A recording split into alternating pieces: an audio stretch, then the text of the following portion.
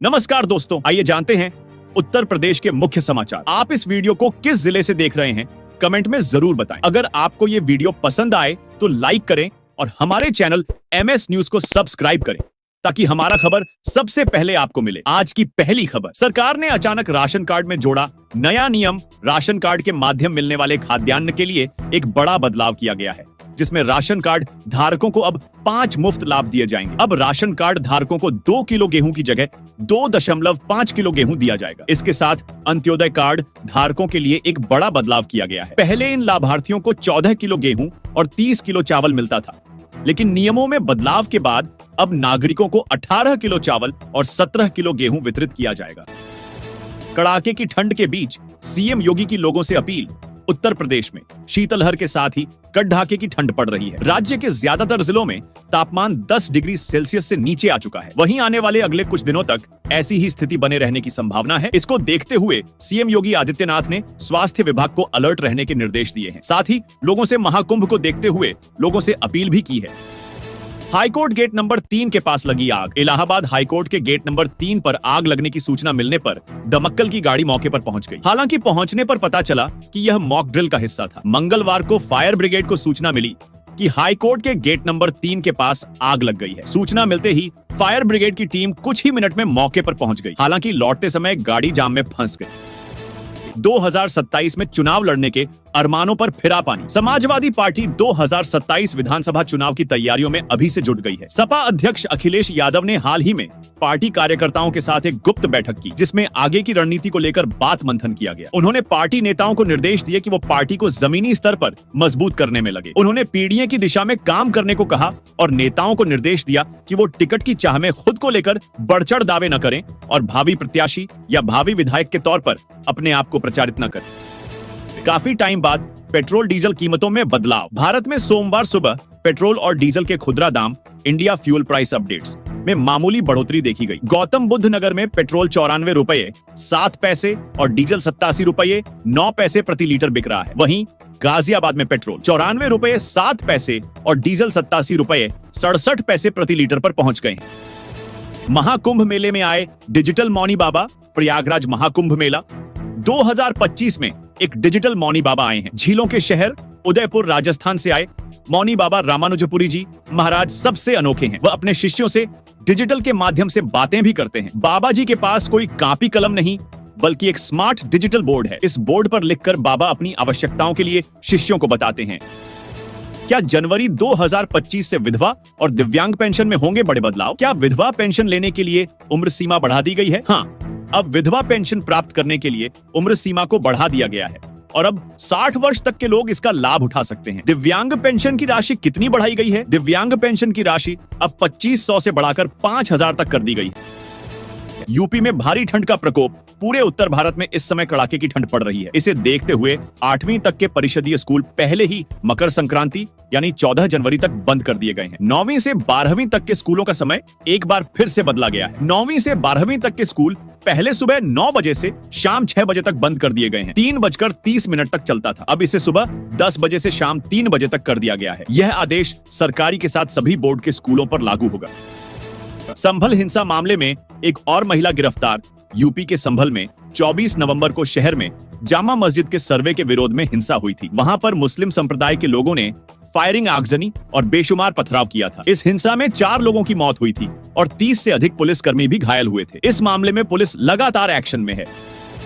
UP में बिजली चोरी के मामलों ने बढ़ाई चिंता। उत्तर प्रदेश में बिजली चोरी के मामलों ने चिंता बढ़ाई है। मथुरा, आगरा और प्रयागराज बीते साल 2024 में बिजली चोरी के मामलों में शीर्ष पर रहे। मथुरा में सबसे अधिक 7560 मामले दर्ज किए गए, जिससे यह शहर बिजली चोरी के मामलों में सबसे आगे है। आगरा में 6260 मामले सामने आए, जबकि प्रयागराज 5707 मामलों के साथ तीसरे स्थान पर रहा। नोएडा में बिजली चोरी के 4449 और कानपुर सिटी में 3122 मामले दर्ज हुए। सीएम योगी 11 जनवरी को करेंगे रामलला का अभिषेक। भव्य मंदिर में रामलला के विराजमान होने के 1 वर्ष पूरे होने पर अयोध्या में 11 से 13 जनवरी तक प्रतिष्ठा द्वादशी का आयोजन होगा। 11 जनवरी को पहले दिन मुख्यमंत्री योगी आदित्यनाथ 11 बजे गर्भगृह में श्री रामलला का अभिषेक करेंगे। उसके बाद अंगद टीला पर होने वाले सांस्कृतिक कार्यक्रम का उद्घाटन कर श्रद्धालुओं को संबोधित भी करेंगे। उसी दिन रामलला को 1 वर्ष पूरे होने के उपलक्ष्य में सोनू निगम, शंकर महादेवन और मालिनी अवस्थी समेत कई मशहूर कलाकारों के द्वारा गाया गया भजन भी रिलीज किया जाएगा। योगी सरकार ने इस साल की छप्पर फाड़ कमाई। उत्तर प्रदेश सरकार ने बीते दिसंबर में जमकर कमाई की है। पिछले साल के मुकाबले राज्य सरकार के रेवेन्यू में इस बार जबरदस्त इजाफा हुआ है। वित्त मंत्री सुरेश खन्ना ने इस बारे में जानकारी देते हुए बताया कि दिसंबर में सरकारी खजाने में 17,06,532 करोड़ रुपए आए, जो पिछले साल की तुलना में कहीं ज्यादा है। सरकार की कमाई बढ़ने से विकास कार्यों पर और ज्यादा ध्यान दिया जा सकेगा, जिससे लोगों को फायदा होगा। सीएम योगी आदित्यनाथ अचानक दिल्ली पहुंचे और गृह मंत्री अमित शाह से की मुलाकात।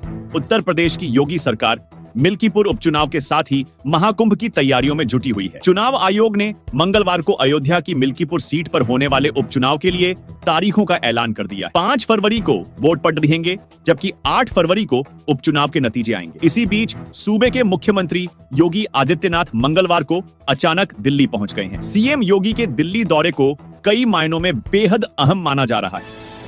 यूपी के इस जिले में 5,56,000 लोगों का आयुष्मान लिस्ट से काटा जाएगा नाम। जिले की आयुष्मान योजना सूची में शामिल 5,56,000 नाम अब सूची से हटाने की कार्रवाई शुरू कर दी गई है। इसके लिए सीएमओ और डीएम ने आयुष्मान भारत प्रधानमंत्री जन आरोग्य योजना की स्टेट हेल्थ एजेंसी साचीज को पत्र भेजा है। जिले में 17,37,747 की कार्रवाई शुरू कर दी गई है। 9,86,000 लाभार्थियों के नाम आयुष्मान भारत प्रधानमंत्री जन आरोग्य योजना की लाभार्थी सूची में शामिल हैं, जिनमें से अब तक 9,86,598 के आयुष्मान गोल्डन कार्ड बनाए जा चुके हैं। गांव-गांव शिविर लगाने के बाद यह खुलकर सामने आया कि सूची में तमाम ऐसे भी नाम शामिल हैं जिनमें कुछ मर चुके हैं, या तो कुछ दूसरे स्थानों पर रहने लगे हैं, अथवा जिले से बाहर चले गए हैं, या फिर उनके नाम प्रधानमंत्री और मुख्य जन आरोग्य लाभार्थी दोनों सूचियों में शामिल हैं। इस पर जिले में सर्वे कराया गया। योगी सरकार जल्द बढ़ा सकती है गन्ना मूल्य। आने वाले 10 से 15 जनवरी के बीच जब भी कैबिनेट मीटिंग होगी, उस समय चर्चा करके गन्ने का समर्थन मूल्य बढ़ाने का ऐलान हो जाएगा। वहीं कितना गन्ने का समर्थन मूल्य बढ़ाया जाएगा, इस पर गन्ना मंत्री ने कोई भी बयान देने से बचते नजर आए। इससे पहले 18 जनवरी 2024 को गन्ने का समर्थन मूल्य 20 रुपये प्रति क्विंटल बढ़ाया गया था। महाकुंभ में संत का हठ योग। दोनों फेफड़े 97% खराब। महाकुंभ 2025 के लिए प्रयागराज में संगम की रेती पर तंबुओं का शहर तैयार हो चुका है। अखाड़ों की पेशवाई चल रही है। देश और दुनिया से संत महात्मा महाकुंभ का हिस्सा बनने पहुंच रहे हैं। इनमें कई संत ऐसे हैं जो अपने दृढ़ संकल्प और हठ योग से मिसाल बने हुए हैं। इनमें से ही एक हैं इंद्रगिरी महाराज। इंद्रगिरी के दोनों फेफड़े जवाब दे चुके हैं। डॉक्टरों ने उन्हें चलने फिरने के लिए मना कर रखा है। इसके बावजूद इंद्रगिरी महाराज महाकुंभ में पहुंचे हैं।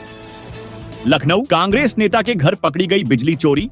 राजधानी के हुसैनाबाद क्षेत्र में सोमवार सुबह शिया यूथ कांग्रेस नेता के घर में बिजली चोरी को पकड़ा गया है। शिया नेता के द्वारा यह बिजली चोरी मीटर से पहले आने वाले सर्विस केबल को काटकर उसमें अतिरिक्त तार को जोड़कर इस चोरी को अंजाम दिया जा रहा था। इस मामले में उनके खिलाफ पुलिस में एफआईआर कराई जाने की प्रक्रिया चल रही है।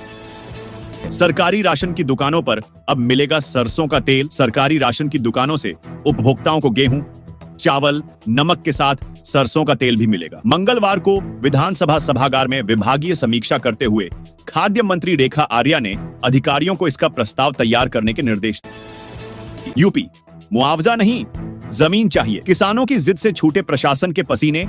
आगरा के इनर रिंग रोड पर आंदोलित किसानों ने रविवार को मुआवजा के लिए सहमति पत्र भरने से इनकार कर दिया। सहमति पत्र भरवाने पहुंचे एसडीएम व तहसीलदार को बैरक लौटना पड़ा। किसान मुख्यमंत्री से वार्ता और जमीन वापसी की मांग पर अड़े हैं। 8वें दिन किसानों का आंदोलन जारी है। इनर रिंग रोड की एक लेन भी बंद है। किसानों को विभिन्न संगठनों का समर्थन मिल रहा है। भूमि अधिग्रहण के 15 साल बाद किसान मुआवजा लेने को भी तैयार नहीं हो रहे। किसान नेता प्रदीप शर्मा ने कहा कि प्रभावित किसानों को जमीन वापस चाहिए। कौन है एशिया के सबसे बड़े ठेकेदार? कुंभ मेला, अंतरराष्ट्रीय सम्मेलन, राष्ट्रीय स्तर की प्रदर्शनी या बड़े खेल आयोजनों की बात करें, लल्लू जी टेंट हाउस का नाम सबसे पहले सामने आता है। हर बड़े आयोजन की सफलता के पीछे इस कंपनी का हाथ होता है। यह कंपनी अब एशिया के सबसे बड़े टेंट हाउस के रूप में पहचानी जाती है। चाहे वह महीनों तक चलने वाला कोई महोत्सव हो, हफ्तों तक चलने वाली राजनीतिक रैली हो, संत समागम हो या आध्यात्मिक उत्सव, लल्लू जी टेंट हाउस ने इन सभी आयोजनों की तैयारी और कार्यान्वयन में अहम भूमिका निभाई। यूपी में नौकरियों की भरमार, 9 जनवरी को लगेगा रोजगार मेला। रामपुर, यूपी में मुख्यमंत्री मिशन रोजगार योजना के तहत सभी जिलों में रोजगार मेले का आयोजन किया जा रहा है। ऐसे में 9 जनवरी 2025 को रामपुर में जिला सेवायोजन कार्यालय में एक दिवसीय रोजगार मेला एवं कैरियर काउंसलिंग का आयोजन किया जाएगा। यह मेला सुबह 10 बजे से शुरू होगा। आयोजन का उद्देश्य जिले के बेरोजगार युवाओं को रोजगार से जोड़ना है, जहां बेरोजगार युवक और युवती रोजगार संगम पोर्टल पर पंजीकरण करा सकते हैं।